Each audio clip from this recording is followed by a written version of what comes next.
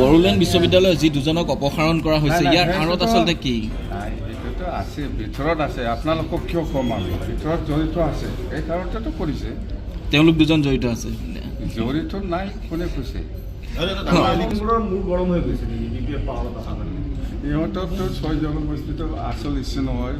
মানে হাগ্ৰামা কেনেকৈ এই পাৱাৰত আহিলে ইয়াকে সহ্য কৰিব নোৱাৰে ইহঁতে। এই কাৰণে এইটো গণ্ডগোল আৰম্ভ কৰিছে। কথা সেইটোৱে কণ্টিনিউ কৰি থাকিব। একদিন ৰেষ্ট ল'ব, নেক্সট দিনা কৰিব, এনেকুৱাই। গতিকে আন্দোলন আৰম্ভ হৈছে। যি বস্তুটো নহয় ইয়াৰ ওপৰত ইছ্যু বনাই পেলাই ইহঁতে আন্দোলন কৰি থাকিব। 6 জনগোষ্ঠী মেইন ইছ্যু নহয়। আপচু বা ইউ পি পি এলৰ যিটো সেইদিনা আমাৰ এছেম্বলিত আক্ৰমণ কৰিছে সেইটো 6 জনগোষ্ঠীৰ লগত কোনো সম্পৰ্ক নাই। সম্পৰ্কটো আছে আমাৰ ইউ পি এফ দলক মানে কেনেকৈ পাৱাৰৰ পৰা আঁতৰি লৈ যাব পাৰে বা পাৱাৰটো চেঞ্জ কৰিব পাৰে, তাৰ কাৰণেহে ইহঁতে ব্যস্ত।